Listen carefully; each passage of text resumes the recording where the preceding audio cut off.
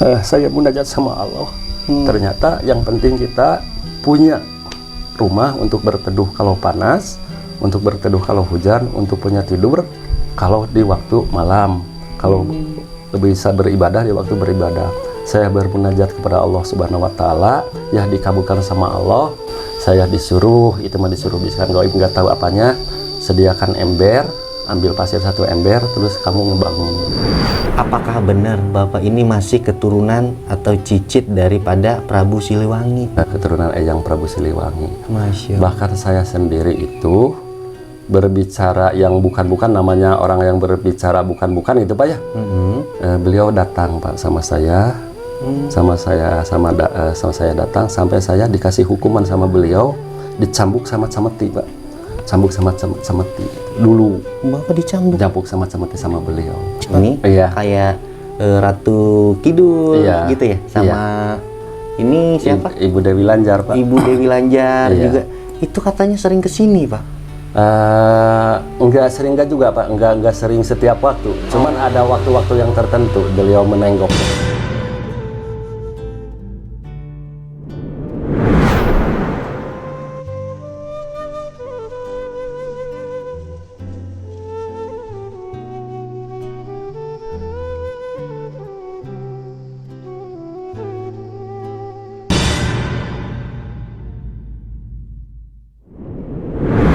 Assalamualaikum warahmatullahi wabarakatuh teman-teman. Siang hari ini saya mendatangi lagi suatu tempat di mana tempat ini itu sangat unik dan tentunya banyak cerita.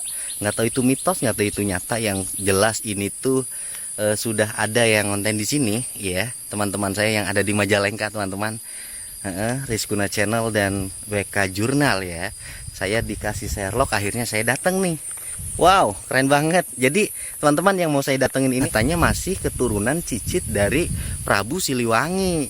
Dan ada juga katanya di sini itu petilasan di mana Bapak Soekarno teman-teman sering kesini, dan banyak lagi pokoknya ceritanya menarik gitu. Saya pengen coba datengin langsung, tanya-tanya langsung. Bapaknya ada sih. Saya juga udah taruh mobil parkir depan rumahnya. Cuma ini kita biar lihat aja ya teman-teman ya. Ini lokasinya bener-bener rumahnya tuh sendiri, hanya ada 2 rumah itu di sana. Ayo kita langsung ke sana. Nah teman-teman, jadi tepat ya itu belakang sana itu gunung atau gunung apa namanya, dan di sebelah sini tuh ada rumah, dan di sebelah sana itu emang ada rumah lagi tuh. Cuma nggak tahu deh ada orangnya atau enggak. Cuma kalau kita lihat sih kayaknya sih kosong. Dimana ini tuh jalur sana ya, kayaknya sih bisa tembus kemana gitu. Dan sekelilingnya pun pegunungan yang sangat indah gitu ya. Nah saya nih udah sampai sini tuh, kalau saya lihat tuh bapaknya ada sama ibu tuh lagi santai. Bismillahirrahmanirrahim. Emang tempatnya adem banget. Assalamualaikum. Ya Allah.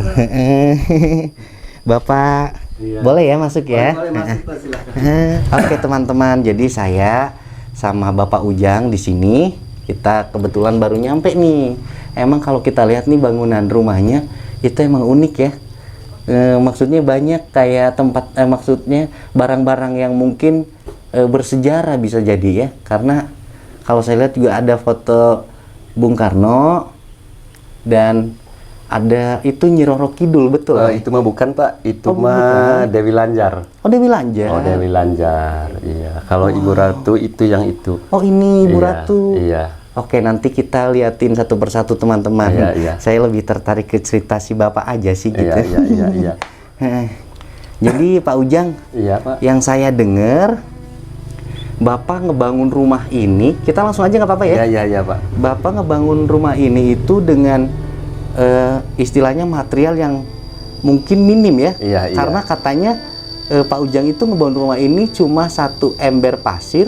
Iya. Itu nggak habis-habis sampai bangunan ini selesai gitu, iya, benar? Iya, betul Pak. Waktu dulu ini kalau diceritakan saya ini ya, jadi namakan ya, ada tambahan ya Pak ya. Iya boleh. Mungkin bisa disebutkan orang teraniaya Pak. Orang teraniaya. Setelah itu saya menduduki sebuah villa. Iya. Dari villa itu saya suruh pergi, di mana saya berteduh, saya di mana bikin rumah. Ya cuman nggak itu ya, cerita panjang kalau kalau diceritakan. Saya bermunajat sama Yang Kuasa, pingin punya rumah untuk melindungi anak-anak saya ya Pak ya. Tapi maaf saya ini ada terharu ya Pak ya. Ya Allah. Saya munajat sama Allah. Ternyata yang penting kita punya rumah untuk berteduh kalau panas, untuk berteduh kalau hujan, untuk punya tidur kalau di waktu malam, kalau bisa beribadah di waktu beribadah. Saya bermunajat kepada Allah Subhanahu wa taala, ya dikabulkan sama Allah. Saya disuruh, itu mah disuruh bisikan gaib nggak tahu apanya, sediakan ember, ambil pasir 1 ember, terus kamu ngebangun. Itu Pak, saya ngebangun 1 ember pasir itu. Sebelum selesai rumah itu ada, nggak tahu dari mana itu pasir Pak. Itu mah mungkin ke kawasan Allah Pak. Ke kawasan Allah. Kalau saya diceritakan itu panjang nggak Pak, wah nggak bakalan habis gitu Pak ya. Tapi kan diambil singkatnya aja Pak. Ya setelah itu saya bikin rumah sederhana aja ya Pak ya, sederhana aja. Ya ternyata kata orang-orang, saya juga yang mengerti ini rumah. Ini kayak rumah kayak apa ya, kalau kata saya kan ini rumah sederhana Basajan ya Pak, nama di kampung itu Pak. Itu betul. Jadi orang lain nggak lihat saya bikin rumah belanja pasir, nggak, itu dikerjakannya sama sendiri, sama saya dibantu sama anak-anak dan istri saya Pak. Ya Allah. Itu nggak mempekerjakan orang lain, nggak dibantu, apalagi dari mertua juga nggak dibantu. Saya aja bikin saya aja mandiri. Cuman ada yang nyumbang pasir, nyumbang semen 1 bal sama saya Pak ya. Teman saya namanya Pak Kanit, namanya Pak Jajang Mahmud. Ini buat semen buat kamu 1 bal. Masya Allah. Sebenarnya cuman habis 5 bal Pak. Segini gedenya? Iya, cuman habis 5 bal. Masya Allah, segini gedenya teman-teman. Itu cuma semen 5 bal atau 5 sak gitu. 5 sak iya. Ya Allah, saya merinding loh dengernya teman-teman. Kuasa Allah gitu Pak ya. Kekuasaan Allah Pak. Masya Allah. Iya. Oh, jadi awalnya begitu. Dan ini dibangun prosesnya berapa lama Pak? Kalau ini menurutkan prosesnya dibangun Pak kurang lebih 2 hari. 2 hari. Sampai pasang atap. Yang penting kita berteduh dulu lah, gitu. Yang penting berteduh, ada untuk beribadah. Betul, Pak. Iya. Dan ini dibangun sama keluarga doang, nggak ada campur tangan dari orang lain. Nggak ada orang lain. Wow. Cuman saya, anak saya juga baru kelas 5 SD kalau nggak salah Pak ya. Kalau yang satu baru keluar dari SMA. Keluar dari SMA, dia yang bantu sama saya. Sampai gini Pak, ini kan udah dipasang, ini bata kan udah dipasang segini. Ini nggak pakai pintu dulu. Setelah udah naik bata, tahu-taunya ini blah, roboh Pak. Roboh. Udah tahunya udah roboh. Mungkin ya saya bermunajat sama Yang Kuasa, kenapa ini sampai roboh? Taunya harus pakai ada pintu dari sininya. Harus ada pintu. Tadinya mah nggak ada pintu, harus ada pintu. Mungkin harus ada pintu. Makanya langsung roboh dulu itu.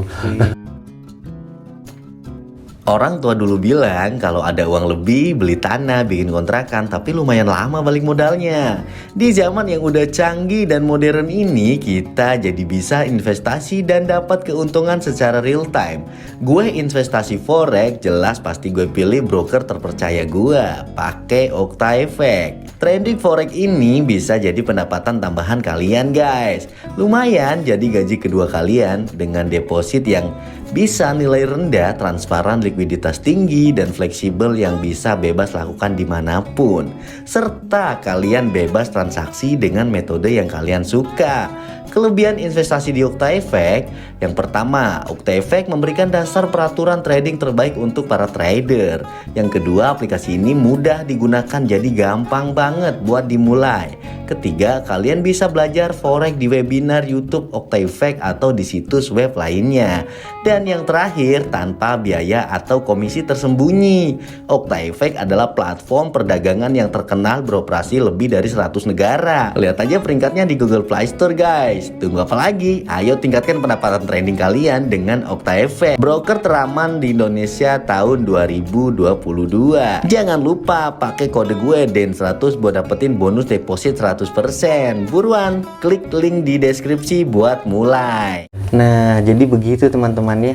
Dan saya juga dengar cerita, maksudnya mengenai Bapak ya, kisah Iya. Bapak.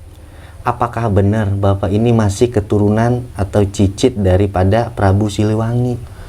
Kalau menurutkan orang pintar, Pak ya, kalau menurutkan orang pintar, waktu bercerita sama saya, katanya saya itu ya keturunan, nggak tahu keturunan keberapa, keturunan Eyang Prabu Siliwangi. Masya Allah. Bahkan saya sendiri itu berbicara yang bukan-bukan, namanya orang yang berbicara bukan-bukan itu Pak ya. Beliau datang Pak sama saya, sama saya datang sampai saya dikasih hukuman sama beliau, dicambuk sama cemeti Pak, cambuk sama cemeti dulu. Bapak dicambuk? Cambuk sama cemeti sama beliau. Kata beliau kalau bicara itu jangan suka kemana-mana. Kalau yang salah tetap salah, kalau yang betul tetap betul. Itu kan adanya kepribadian beliau. Gitu.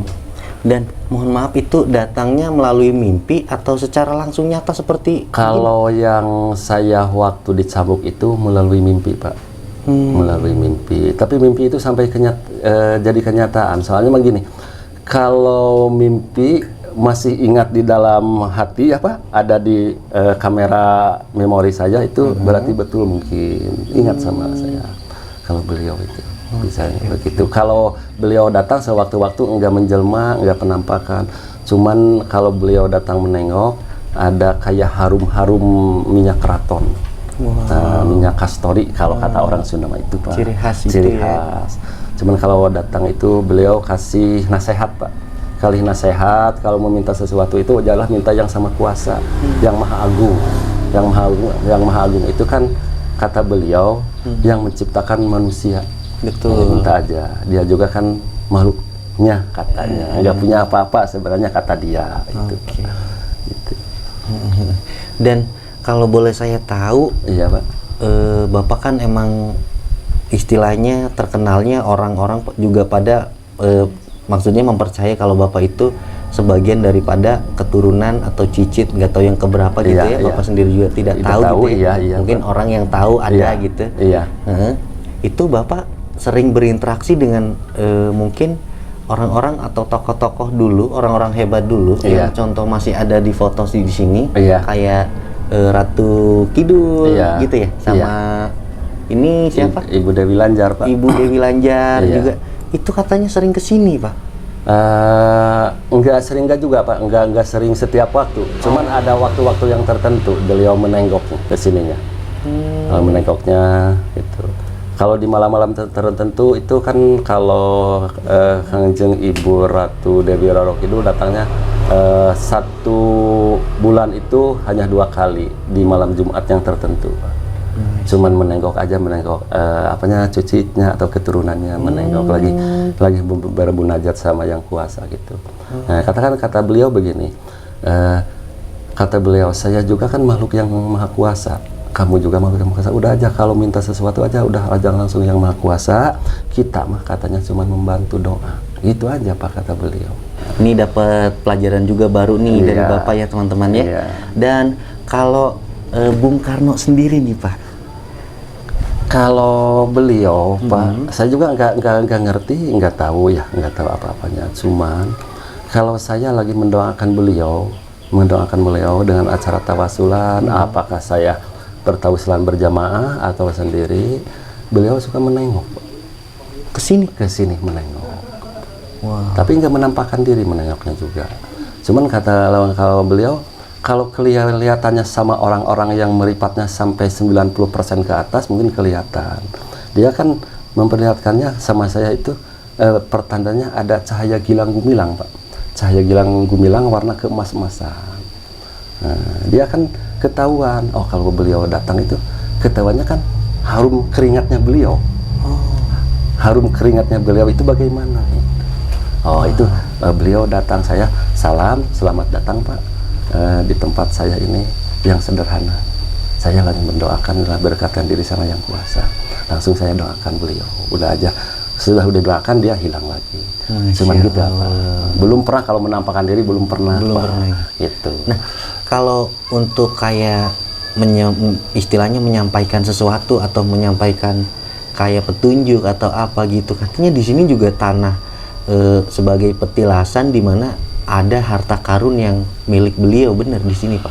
Kalau masalah harta karun beliau, tapi jangan gini Pak, saya untuk meluruskan aja ya Pak ya. Untuk siap. Meluruskan aja itu sesuai pesan beliau.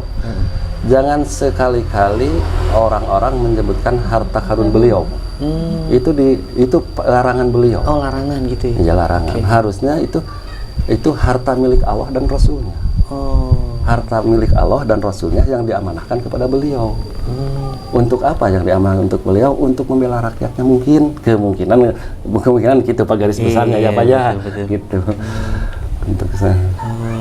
Gitu. Ya, gitu. Nah, terus apa yang disampaikan beliau pada saat Bapak tawasulan, sholat malam atau sholat apa gitu? Kalau disampaikan beliau mah nggak menyampaikan Pak. Cuman dikasih pertanda. Harus gini, harus kasih pertanda. Harus kasih pertanda. Gini, harus pertanda. Jadi kalau dijabarkan, kalau seandainya kamu menjadi pemimpin atau pemegang amanah, harus betul-betul membela rakyatnya kayak beliau. Gitu. Kayak beliau kan, beliau mah kalau membela rakyat tanpa pamrih Pak. Betul. Tanpa imbalan. Betul. Yang penting negara merdeka, rakyat sejahtera. Itu beliau, cita-cita beliau itu ya Pak ya. Betul. Bukan karena saya kan membela rakyat itu mau menaik pangkat apa, enggak beliau. Betul-betul Pak dengan hati nurani yang bersih. Itu Pak. Kalau beliau ceritanya. Nah, boleh nggak sih Pak saya lihat-lihat ininya? Di dalam ada, apakah ada lagi selain yang benda-benda yang kalau dipasang di sini? Ada di sini Pak. Kalau tidak, ini tempat saya tawasulan. Saya masuk nggak apa-apa ya? Boleh. Tempat saya tawasulan Pak. Oh, Masya Allah. Ini kan ada foto. Ini foto beliau Pak. Teman-teman ya. Iya. Wow. Ada lagi. Ini ada lagi. Makanya saya dipakai bendera merah putih itu karena beliau lagi berjuang nggak lepas dari bendera merah putih Pak. Oh betul. Ya, kata beliau kalau merah itu kan berani, kalau putih itu sucinya harus kayak gini. Negara itu bisa merdeka kalau pejuangnya semuanya hatinya bersih untuk membela rakyat. Nah itu Pak. Itu ya yang perlu digarisbawahi untuk mungkin wakil-wakil rakyat yang sekarang sedang menjabat itu mungkin ada pesan dari Bapak harus hatinya bersih gitu Pak ya? Iya. Betul. Itu Pak. Iya. Apakah mungkin ada benda-benda lain Pak yang bisa saya lihat di sini? Kalau benda-benda yang lain enggak ada Pak, cuman ini ada. Apa itu Pak? Ada guci Pak ini. Wah itu guci. Ada guci. Ya nggak tahu peninggalan beliau, nggak tahu apa cuma ada guci. Bapak itu dapatnya di mana? Dari sini. Di sini. Di sini. Ini satu guci dan satu lagi ini guci ini Pak. Wow. Ada guci teman-teman. Jadi katanya ini dapat dari sini. Dan ini Pak. Masya Allah, nggak tahu nih ya. Ini mungkin ada yang paham. Kadang-kadang tuh para kolektor tahu nih dari segi-segi gambar atau mungkin segi bentuk gitu. Jadi ini dapat di sini Pak? Iya dapat dari sini Pak. Waktu Bapak pertama ke sini? Udah waktu saya tawasulan Pak ini. Nah dapatnya secara apa? Bapak cari atau mungkin muncul sendiri? Ini dapatnya saya lagi ngegali tanah Pak. Ngegali tanah? Iya. Ya, lagi bersih tanah kan nyangkul gitu Pak. Wow. Keren teman-teman. Kalau ini tahu nggak tahu yang punya beliau, nggak tahu apa kalau ini Pak. Oh banyak ya Pak ya? Iya. Masya Allah banyak teman-teman. Ini cuman khodamnya masih berangkat enggak. Wow, ini merah delima mungkin atau mungkin, apa Pak? Nggak tahu Pak itu mah. Cuman saya pegang itu buat pegangan walaupun aksesoris, tapi mungkin Allah menyuruh yang dulunya ini dipakai siapa itu nggak tahu Pak itu. Boleh saya pegang nggak Pak? Boleh silakan aja Pak. Maaf ya Pak ya. Nah, ini teman-teman mungkin di rumah ada yang paham. Masalah benda ini. Ini batu merah. Biasanya sih kalau merah gini dinamakan merah delima, tapi nggak tahu asli nggak tahu enggaknya, kurang paham ya Pak. Paham saya juga Pak itu. Mungkin yang paham bisa tulis di kolom komentar. Iya. Juga dikasih penjelasan biar teman-teman semua yang nggak tahu jadi tahu gitu. Iya. Oke, makasih Pak. Iya. Iya. Oh, ternyata luar biasa teman-teman. Kita main ke sini itu memang nggak salah. Selain dapat pengalaman baru, dapat cerita yang menarik. Dan ada lagi nggak sih Pak yang mungkin bisa disampaikan sama teman-teman mengenai mungkin yang Bapak alami selama di sini gitu? Kalau yang saya alami di sini Pak, saya mungkin kalau orang lain nggak percaya ya Pak ya, dikarenakan saya yang mengalaminya. Di sini mungkin banyak keanehan-keanehan Pak, keanehan-keanehan sering ada. Kalau lagi tawasulan saya sendirian, kadang-kadang di depan atau di belakang itu ada yang mengikuti kayak para sunan, para kiai. Itu Pak, sama saya ada terasa gitu. Kan saya kalau waktu-waktu mau tawasulan atau itu untuk berlindung dulu sama Tuhan, dijauhkan dari godaan setan. Yang datangnya udah aja yang putih-putih aja Pak. Itu sering kesini datang. Sering. Iya. Ada aura kesucian itu yang saya alami itu. Dan Bapak kebetulan juga maksudnya agak peka sama yang hal-hal mungkin goib atau mistis gitu, agak mungkin ada kelebihan gitu nggak sih? Kalau kelebihan mah nggak tahu ya Pak ya. Kalau kelebihan mah, cuman kan kalau saya mah nggak pernah kayak orang lain berguru, nggak kayak apa. Cuman mungkin itu dari kekuasaannya Allah Pak, kuasanya Allah. Sering ada datang tamu ke sini untuk minta tolong. Cuman saya kasih aja amalan harus gini, harus ini, minta aja sama Allah, sama Tuhan. Saya mah cuman ngebantu aja, cuman menyampaikan aja gitu. Oke. Bapak itu kalau saya lihat itu ada apa Pak, benda apa Pak di situ? Oh ini bukan Pak, ini apa itu? Dompet Pak. Oh itu teman-teman. Kirain benda pusaka teman-teman. Kalau yang benda pusaka ini Kak, kalau sebetulnya kan ini nggak tahu asli, bukan asli maupun aksesoris kan. Ini kan kujang dan garpu itu Pak. Oh iya ya, saya baru nggak nih teman-teman. Iya. Oke, ini emas ya Pak? Nggak tahu Pak, nggak tahu emas, nggak tahu apanya mah. Kuningan gitu ya? Kuningan iya. Cuman kan ini kujang lambangnya Pajajaran dulu yang dipakaikan sama Eyang Prabu itu. Ada peribahasa kan, kujang itu silih asah, silih asih, silih asuh Pak. Betul. Nah, harus saling welas asih gitu sama sesama itu. Gitu. Oke. Kalau foto ini Bapak dari mana Pak? Dapat di Kalau foto ini mah ya anak saya bikin sendiri. Oke. Ya. Cuman dikarenakan mungkin harus ada foto ini, cuman ada ditempel aja. Oke teman-teman, di sini juga banyak foto, saya boleh lihat Pak? Iya boleh ini Pak. Ini ada Bapak Soekarno juga ditempel di sini teman-teman. Iya. Dan ini Dewi Lanjar. Dewi Lanjar, Dewi Lanjar kata Pak Ujang teman-teman. Penguasa Pantai Utara Pak. Nama aslinya Ibu Ratu Rara Kuning. Ibu Ratu Rara Kuning. Rara Kuning. Iya, kata beliau itu. Dan pernah nggak datang ke sini? Pernah Pak. Ada 1 bulan yang udah lewat, beliau datang ke sini. Kata beliau, akulah yang dinamakan Dewi Lanjar. Sama saya itu, saya kan, oh ini Dewi Lanjar, beliau. Akulah yang namanya Dewi Lanjar. Ya, cuman nggak lama Pak, cuman hitungan per detik atau per menit. Cuman menampakkan akulah namanya Dewi Lanjar. Tapi begini. Kalau Dewi Lanjar Pak ya penampakan diri sama. Waduh, sama persis. Maksudnya persis. Model bentuk kayak aksesoris yang dipakai. Kayak ini mahkota kerajaan Pak. Cuman nggak bawa tongkat diam. Oke. Wow. Kalau ini apa Pak? Aksesoris biasa atau? Ini aksesoris biasa. Cuman sama dari dalam tanah Pak ini. Ini nemu juga dalam tanah. Itu saya nggak tahu dari apakah peninggalan dulu orang di sini lagi main disimpan itu ya Pak ya. Ketemu sama saya. Gitu. Iya sih. Cuman aksesoris ya Pak ya. Cuman kan kalau kita di makna Pak ada maknanya. Ini kan Sepatu ya? Kuda, ini sepatunya. Sepatu kuda ya? Ini kan apanya? Mungkin rumahnya. Kalau kita kan hidup harus kayak kuda, Pak. Oh, Bersih hatinya tuh kuda. kuda. Kuda itu bersih hatinya, dikerjakan sama orang-orang dulu dipakai perang, dipakai apapun, dia berani Ikhlas mati, gitu ya? ikhlas. Ikhlas itu kayaknya harus kayak kuda itu ikhlas semua pekerjaan. Betul, Walaupun bagaimana itu ada bahaya, ada ranjau, tapi dia ikhlas membawa majikannya Oke. untuk menuju sesuatu, apakah perang gitu. Itu harus kayak kuda. Itu boleh, maknanya boleh. kuda gitu, Pak, katanya. Filosofi kuda, Iya. teman-teman. Hidup harus kayak kuda, kata Iya. si Bapak, pesennya begitu ya. Iya.